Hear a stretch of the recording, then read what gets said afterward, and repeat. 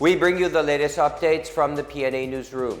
An additional 10 million pesos in humanitarian aid was given by the House of Representatives to help thousands of earthquake victims in Türkiye. The donation made possible by the voluntary contributions of House members was given to the Philippine Red Cross, led by former Senator Richard Gordon. Meanwhile, the World Health Organization hopes to raise approximately $43 million to help with the earthquake response.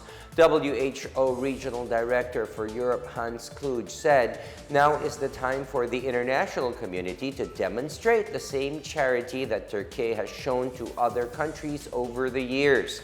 He said the donations will be used to provide access to the most vulnerable and hard-to-reach populations, to provide trauma care and post-trauma rehabilitation, and to cover the necessary medicines and emergency kits. It will also be utilized to provide critical, emotional, and psychosocial assistance to affected communities and ensure the continuity of routine health care, particularly for women, children, the elderly, and those suffering from non-communicable diseases. Last year's cash remittances from overseas Filipinos routed through banks and other formal channels reached $32.54 billion.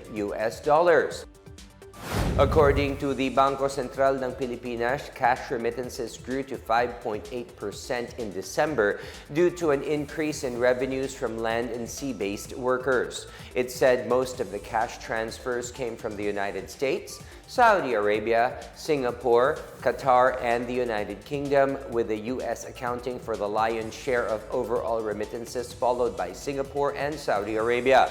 Meanwhile, overall personal remittances increased to an all-time high of $36.14 billion.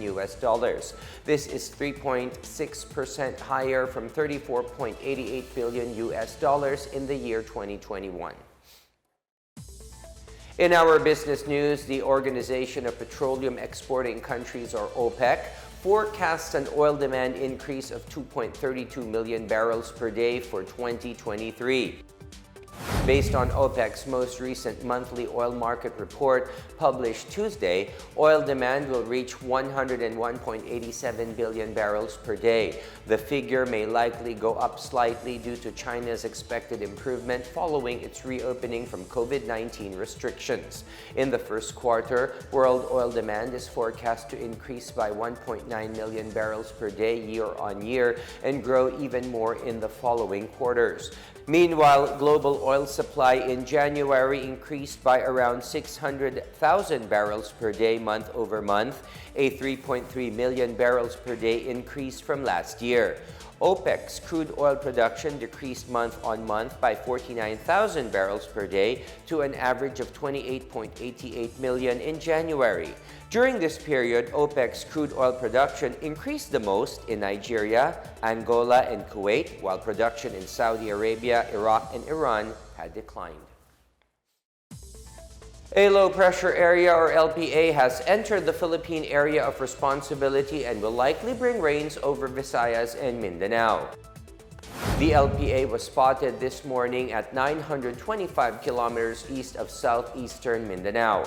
Pag-asa said the LPA is less likely to develop into a tropical depression. However, the trough of the LPA will bring moderate to heavy rains over Davao Region, Soc-Sargen, Caraga, Eastern Visayas, and Palawan. The rest of Visayas and Mindanao may experience light to moderate with at times heavy rains.